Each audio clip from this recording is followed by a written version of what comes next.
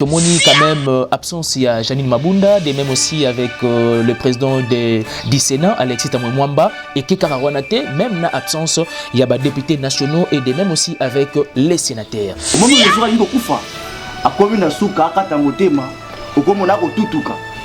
Mais nous avons le roi moto, on est à Biki dans Beto. Mais à Roké n'a pas donc à Tutuka. Mais nous avons le moto à Bika. Bon, on a un écran pour un moteur, mais pour ça, la béco n'ingana. Il est qui est télémi. Il y a un moteur de Bika. Nous avons un Kufa. Pema Yasuka. Nous avons un bango. Bakolinga été, tout ça toujours dans Bilinga, tout ça dans la dictature. Il y a un entraîné Félix Tshisekedi, président de la République, à comme un dictateur local à Bango, pour que ça, papa soit raison. Que voilà maintenant, il est dictateur, voilà. Il y a le bitin, on a dit démocrate, moi on est démocrate. Confirmez-nous que MLP soutient le pouvoir à 100%. Oui, on soutient les présidents de la République à base de quel fondement? À base de la liberté, à base de la démocratie, à base de l'état des droits. On veut que le pays change, on veut le développement. On veut que les bateaux, tout le monde va se retrouver. Ça souvent ceux qui on veut que le pays a de la force. Oza vraiment au courant ya marmono ce qui s'est passé wana. Les frères Ganga, Kabila Zoba, Akanisa Kikaso qui a joué, je ne sais pas moi, a joué Assemblée, a joué Sénat, donc pour naïa Kanini so ora bosana qui justice. Pensez-vous qu'il y a une grande cérémonie comme celle-là que un groupe de gens va se réunir pour bailler babajar banze mabongo, alors il y avait vraiment prestation, il y a serment et bajige. Na makambo a foule na kolobati, juste avec une décota la prostitution serment.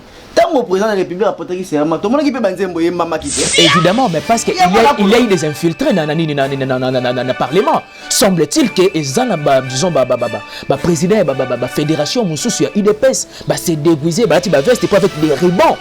Qu'est-ce disons qu'on assister à la prestation de serment? Quelle est votre lecture ou soit votre entendement par rapport à geste après l'hymne national et puis tout le monde hymne ya IDPS et Betami et Salami? Pensez-vous que on a toujours une expression à une grande cérémonie comme celle-là que l'hymne national il y a parti politique, il y a président de la République et puis ils allont interpréter dans Souka. Qu'est-ce que ça a à voir par rapport à la cérémonie? Bon papa, ngai na yebi na makambo nyonso esalami makambo etali politique. Omoni parti politique to plateforme ezala rappelé na rôle et jouaka. Mais quand le président est en fonction, en kamba parti politique et ba plateforme ezala qualifié. Akomi papa ya ba ekolo nyonso. Yango na koya. Mais soki omoni eloko moko esalami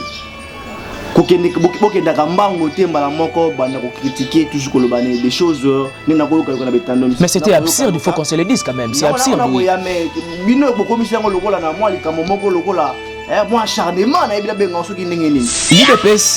L'IDPS s'est dit avant l'élection de 2023 il faut passer au recensement. Vous êtes d'accord de ça? Oui. Par rapport à quoi? Mais papa, lecture nayo par rapport à Refiwana, est-ce que c'est du sabotage ou soit c'est juste sous forme relaxakete, le président n'a pas vraiment assez du pouvoir totalement?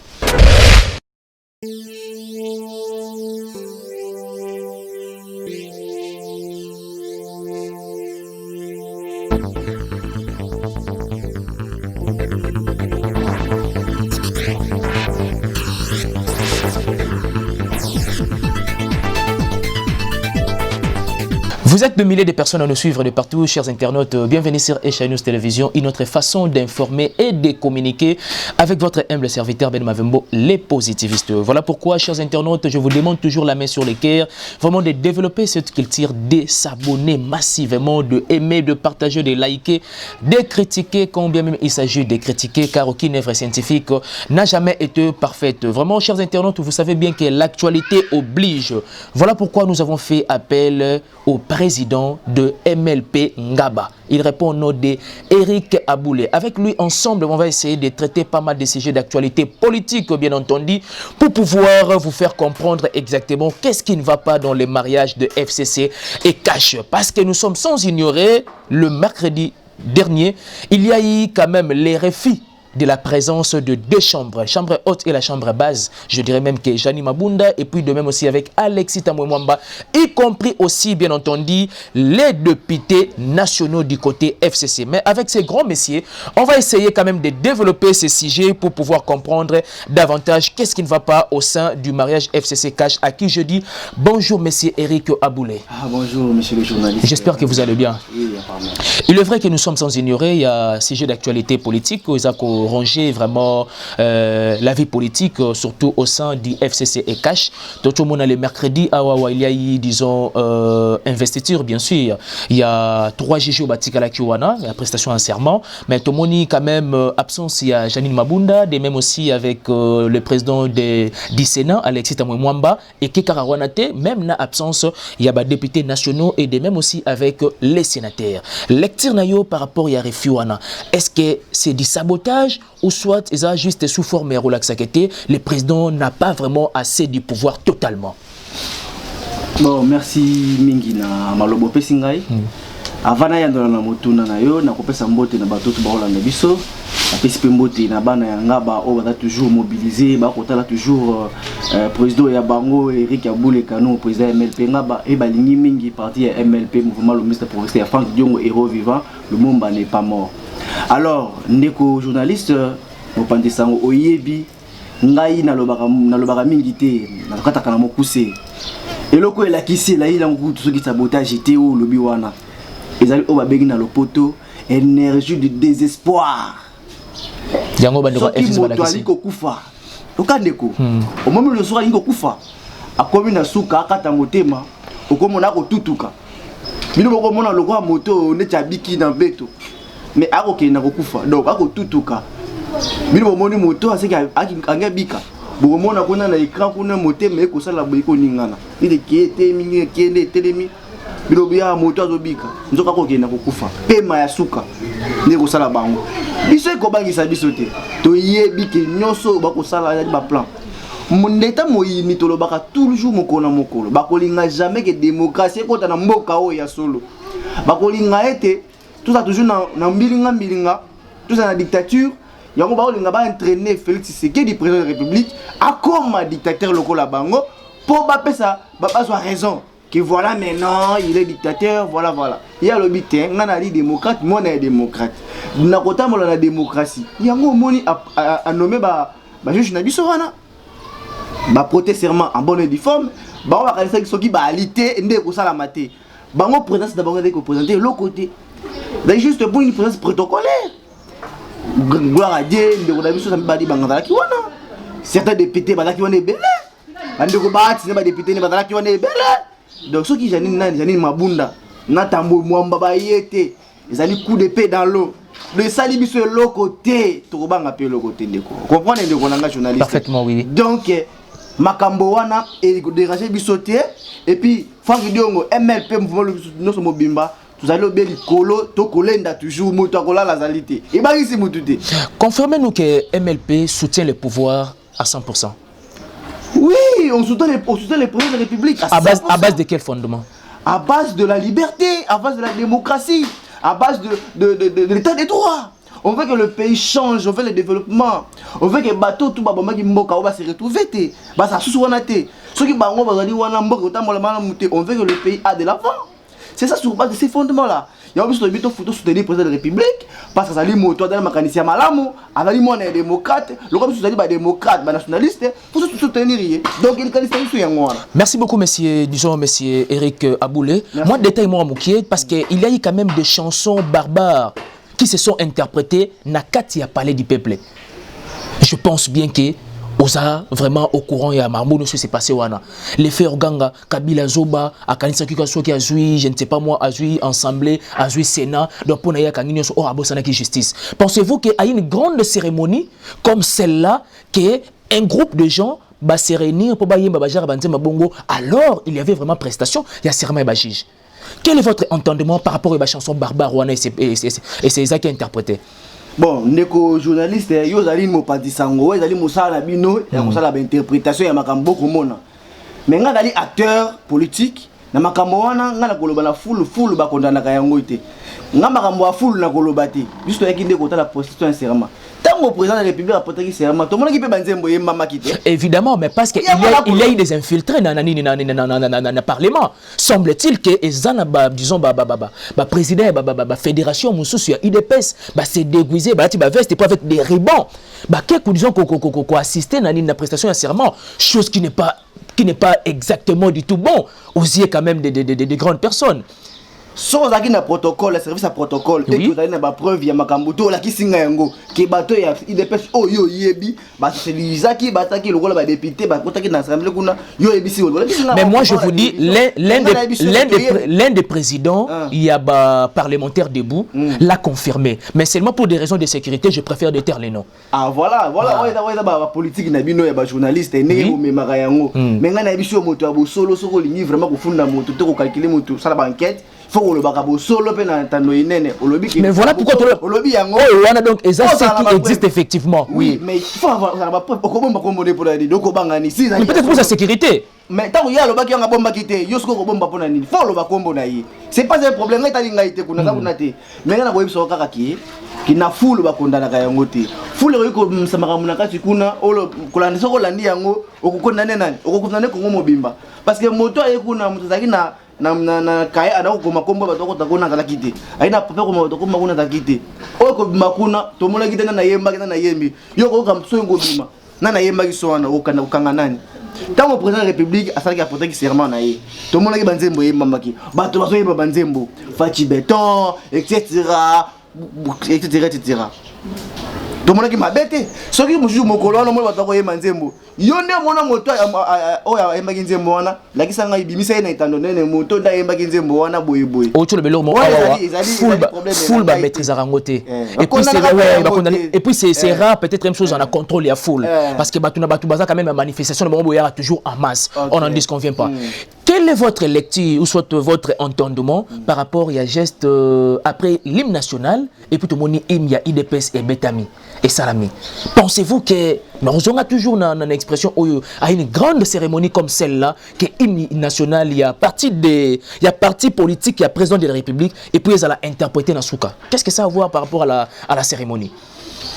Bon papa, ngai na ebi na makambo nyonso Salami makambo etali politique. Omoni parti politique to plateforme ils ont rappelé un rôle et jouaka. Mais quand le président est en fonction en kamba parti politique et ba plateforme ils ont la qualification. A commis papa ba ekolo nyonso yango na koya. Mais ce qui omoni eloko moko Salami des choses mais c'était absurde, il faut qu'on se le dise quand même. C'est absurde, oui.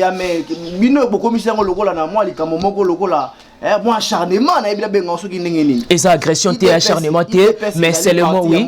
Il est parti à Mboka, il est parti monene, parti Misi Batominene, il y a politique, il y a Mboka, c'est parti historique, il y a Mboka Oyo. Ce qui au moni, Nzembo yemba ma IDPS, batu ba koyemba Nzembo, immunité. Donc il y a un hymne national de Betagi yo za ki wana. Mais chaque parti a un hymne national na besoin na hymne patriotique na bango voilà oui. Nzembo ba koyemba ba ko sala devise na bango. Tango mona ka batayi pepe de basangana ka yo kenda ko mona ka na bango, to ba porta ka serment, o mona ka nenge ba yembela ka Kabila, nenge ba yembela ka. Mais pas dans la cérémonie nationale quand même. Mais pas dans la cérémonie nationale. Rappelez-moi pendant 18 ans au pouvoir, il y a FCC au Bazoua après hymne national nous interpréter hymne national il y a PPRD. Odali bien calé, odali mo pandi sango. Maka musu na ko apprendre yo ngwa ate na itando. Parce que yo ndongo zali wa yo ndefo la kisa biso makambo. Papa za la kalamboka oyo. Dictature ya Kabila imposer sous makambo. On répond à la question na ngaité. On doit répondre à la question na ngaité. Yo ndo songo kimanga yo de rotenga ngabe. Oui. Allez c'est ma propos na oui, allez c'est ma propos na yo. Ngai ba été IDPS zali parti monene ya mboka oyo. Ce qui boyoki hymne national et beti ya mboka oyo tous les Congolais za debout. national mokolo wana ebeta ya IDPS ebeta kité ezalaki ndeke full o bayaki wana bangonde bakoyemba ezali esengo président de la République azali moko abimi na kati ya tu sais que des milliers de personnes tu sais que des milliers de personnes te suivent quand même formation t parce que mais nous étions là nous étions là vous défendez l'indéfendable non il n'a pas solo ba doko ba ko la nanga ba yeba makambutu le kaki soko ba image sur la question na te ba comment le kaki hymne national ebeti bande ko ba ki wana ba dali ba membre moko ya IDPS d'accord ba yembi to sauter esali esengo pesanga voilà pesanga ah tu confirmes que c'était interprété non je dis pas ça d'ailleurs kaki ba membre o ba ki wana quelque pesanga possibilité pesanga possibilité pesanga possibilité na simplifier question après l'hymne national il y a parti ya IDPS et betamaki vrai ou faux betamaki les problèmes réalité yo ka te papa yo allez non la parole malamo ezala kaki tant ko pesa information bato balanda bazwa eloko pe batikala nango mais effectivement bato balandi cérémonie oui information non ça la distorsion informationnelle non ça la distorsion informationnelle mais seulement dans les champs je suis dans les champs. Oh, écoutez, on a été toujours indépendants, tu le sais bien. Papa, on a parti prêté. Non, mais ce sont juste des vécus. Papa,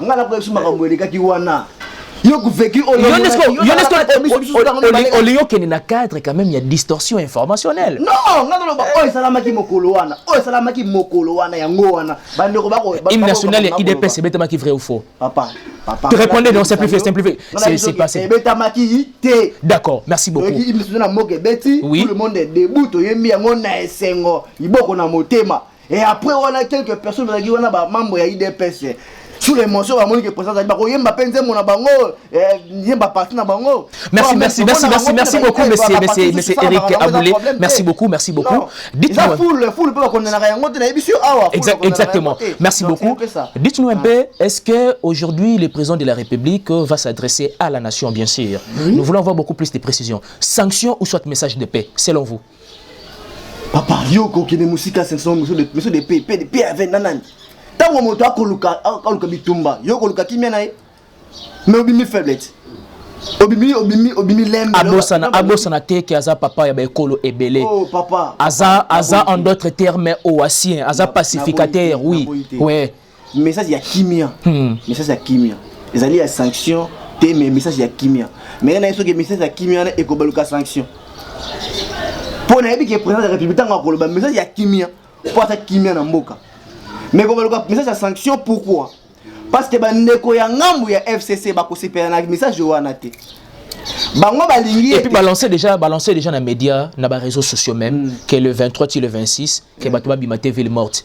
Chose déjà paradoxale. Chose déjà paradoxale. Oui. Si kala c'est comme papa journaliste. Ouais. Tous les mi bateya wana bato FCC.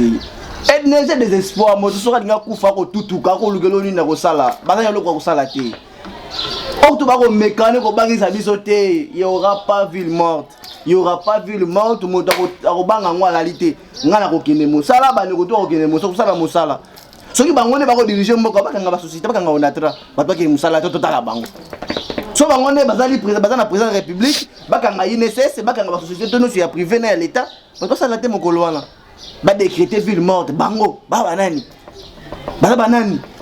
toko bima to sala mosala to lemba théâtre wana ba ko distraire biso zali combat za noble donc liboso président de la République Félix Tshisekedi a libéré mboka oyo petaki anote dans combien de temps maman dans peu de temps je vous dis dans peu de mais temps écoutez Parler et des actions sont des concepts diamétralement opposés.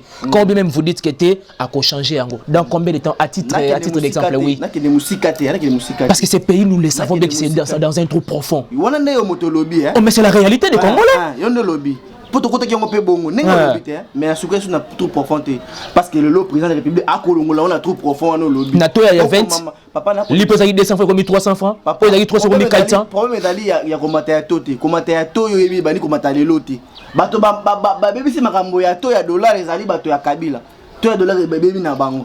biso tokoluka ndenge tokostabilize yango tokitisa yango nde na se soko mpe komi na 30 te 35 okamwa te Comment expliquer oui. C'est le souhait de tout Congolais. C'est le souhait de tout Congolais. Oui. Oui.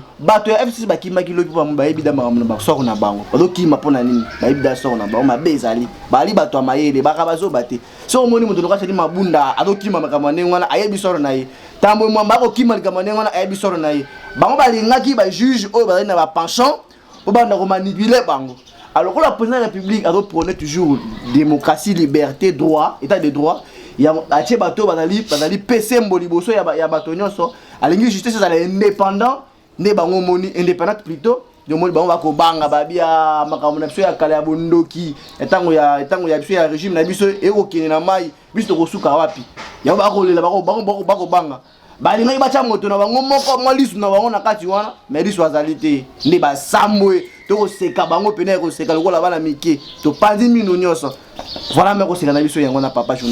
Merci beaucoup. Quel est l'avenir du FCC et Cash dans 1 an ou soit 2 ans? L'avenir il y a FCC caché et alité FCC mariage Joanna caché et kotikala kozalate dans 2 ans. Yo ko pesa nga raison na bino awa. Et kotikala kosalate parce que ndenge bazali bango tout ba kolinga te président république ya liboso. Président kosala mosala akolinga te ke akolinga ete mboka ke liboso mais bango ba kolinga toujours kotelemisa mboka na sima. Tisa mboka na sima.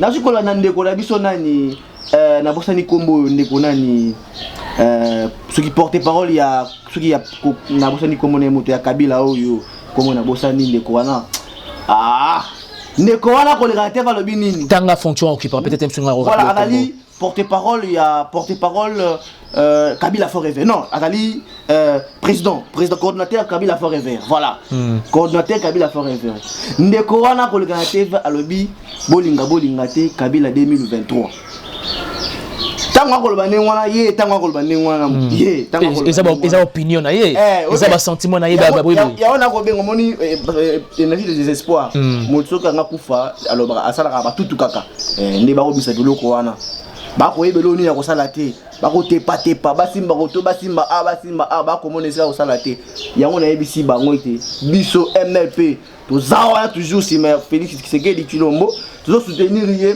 et akoninga te pour sali béton akoninga te to gene tina suka FC ça la contre ming ne relation de musicien lobaka to ba contre ming et ceux qui peut basakani ba konache ndenge na ndeko da lobaki ba konache pour déjà ba ça ba yemo na nagé na assemblée nationale que ndeko ba konache so basakani te ba konache ba ko katisa ngambo ba ko besika okende ponga na yebi na ngake mboka na ngai na kokima te nzali ngalaise ma bo basala ndeko bingani so ba na mboka oyo biso tozali kimia tozali totala bango ba continuer mabe ba ko sala biso tokotala bango ndeko Tambwe Mwamba oali papa mokolo oali ozali na ba classe sali ya ebele ozali na ba étude sali ya ebele ozali na bana pe ebele mais makambo ko sala na ebite na motemo ya yo ya papa est-ce que ko yeba makambo ko sala yo lingi te ke pays ekende liboso là je pense que c'est déjà un mot de la fin yo lingi te ke mboka oyo ke liboso lingi te ke mboka oyo na démocratie lingi liberté te mais yo lingi nini yo lingi ndeko Tambwe Mwamba yo kala bambongo ozo ka bambongo akaniaka ovimisaka yibenga na yo pepe congolais asufaka traka ndeko papa na ngai ndeko Tambwe Mwamba mama jani ni mabunda mama to ebeki ozali mama mwana mwasi toluka parité mama oye mama bombaka bana mais juste tokomona mama te otokomona ya lokola sirene tokomona nani na ebite po tokomona wana ezali mama te po mama ndaka na motemo ya bongo te ya bondoki mais maman soit se peine le côté voilà pourquoi maman agit ça maman asangisaka maman azaka moto ya sembo mata bosolo so amoni pole aina pole mama ya la molilité oyebi ki bakoluka liberté mais yo lingi liberté to okoboya olingi liberté to lingi nini donc on dirait bakopona bango assumer yango na ebiso dans 2 ans FCC bakoluka nzela ya kokima po bazali ko kosala te na mboka oyo Kabila na bato bakozonga kata mokolo moko te na pouvoir wana yo mtolobi bakozonga kata mokolo moko te na pouvoir vu makambo tout basali na mboka oyo papa na ajo ya yo zali nango ezali ndeko journaliste zali nono elenge lokola ngai papa na bamboka misusu na bakutani bakonte na banki ese etondi mais tout babola ti lelo ezali malamu te yango na biso ke ndeko Tambwe Mwamba mama zali ni mabunda boka soni na makambo sala ezali ko perdre valeur crédibilité na bino pepe congolais ni bino à mon l'état moyini à solo banzo bato ba ko ndimate ba ndimi lelo ke boli ba l'état moyini vraiment bo kiso soni mingi et sika bozali soki bozali bato ya sembo mais beaucoup ko démissionner pe na ba poste bozali ndenge bamboka misu ba démissionner vraiment osali bango ya soni la démission n'est pas congolaise oui mais c'est premier ministre Ilunkamba papa on appelle ça respect na ajo yaye makamwa ko sala okolanda bato na simba lokola tabako benda na meme soki bato baboyi yo ki ndoro ki tu ne sais pas décider tu ne sais pas prendre ses responsabilités à toi-même tant que grande personne non c'est anormal bacho on a premier ministre pour aller lokola après président de la république d'aller yo au réaliser la politique à président de la république mais yo d'aller lokola monita baba batina singana kingo ba ko benda so ba ki na gauche ba ki na droite ki na droite et puis on a dit que toujours ça la makambo ya c'est un gouvernement. Merci beaucoup, monsieur Eric Aboulé. Nous sommes vraiment pratiquement à la fin, mais il y a une question magique qui vient disons, de la régie. Tout le monde qui d'entrée de jeu, il y a Félix Antoine Tshisekedi, le président. Tout le monde qui est Franck Diongo à Pesaki au Congo. Et à la mesure du temps, d'un coup, Karaboué a changé à Kimi Fayoulou et puis a soutenir. Qu'est-ce qui se passe? Il y a du flou entre Yena Fayoulou, voilà pourquoi il a soutenu le pouvoir en place. Non, j'ai pas compris. Tony Boye. D'entrée de jeu, il y a pouvoir Félix Antoine Tshisekedi. Tout le monde qui est moins moqué que Franck Diongo est un peu réticent. Il y a soutenir le président de la République Félix Antoine Tshisekedi. Parce qu'il est moins moqué qu'on applaudir au moins, disons, vérité des urnes du côté Martin Fayoulou. Et d'un coup, à Kimi Fayoulou et puis tout le monde qui a vraiment qu'on s'attachait à pouvoir en place totalement. C'est dit à quoi? Il y a du flou quand même entre Yena et Martin. Des journalistes, juste dans les facs de l'eau, c'est bien que héros vivant pas mbatté, ali papa est un moment où le Mumba alité, sur le Mumba. Il y a une représentation de Mumba Lelo. Voilà, sur le Mumba alité, c'est lui. Ce qui c'est c'est lui. Donc il y a quelque chose à la moto, l'influence c'était. Franck Diongo, tout ça, ma première auto comme on a Oyo, il a participé. Tu vas participer à l'élection pour te dire qu'il m'a remboursé pour ça dans l'élection. Nous avons besoin de dialogue dans le monde, c'est Franck Diongo. Nous avons rencontré la prison. Aboya m'a l'élection, car tu participes à l'élection, on a pris la caution, tu retires ma candidature dans biso. Tu vois qu'il n'y a pas ma machine à voter. Tu vois que fichier électoral est corrompu, il faut changer yango. Ba frère na biso ba linga na bango te ba boy na ba ko changer ba profiter ba ke na élection. Alors les 20 tirés il faut les boire. Le combat de l'élection, vous devez assumer. Mais le Salami, président Bimi Félix Tshisekedi. Alors, bateau la majorité va bouler qui va candidater. Le coup là, Félix Tshisekedi, ami président de la République, tout soutien tout quand Ngamana et tout ça là-bas accord. Avant le roi a trempé dans le d'Enda pour tout ça en 2023. Chico, faut qu'il y ait le roi dans les visionnaires à comprendre à Makambo. Non. Ce qui n'a pas tiki, n'a pas habituellement le roi la bonne élection. N'a pas Fayoulou, n'a pas Tshisekedi ah té. Et risquer votre FCC en 2023 et vous allez ma mingi. Pour nous protéger l'intérêt. Pour nous protéger le pouvoir ou qui va FCC sur pouvoir. Nous on doit il faut soutenir le président de la République à les pays démocrate malgré l'irrégularité dans l'élection etc. Tout soutenir quand même. Le fait il faut les boire parce que bon il faut assumer l'élection à Sabandima qui Fayoulou le voir assumer. C'est qu'il faut assumer. Donc assumer qui en plus opposer c'est qu'il dit tout soutenir pour la démocratie parce que Kabila dans la boule qui va se passer en 2023 absolument biki ba kozonga te ba kotula be kozonga te tina influence mais Félix Tshisekedi yangwana Kabila kozonga suna pour na lutter contre l'état moyenne asuna suna pouvoir. L'IDPS s'est dit avant élection de 2023 il faut passer au recensement. Vous êtes d'accord de ça? Oui.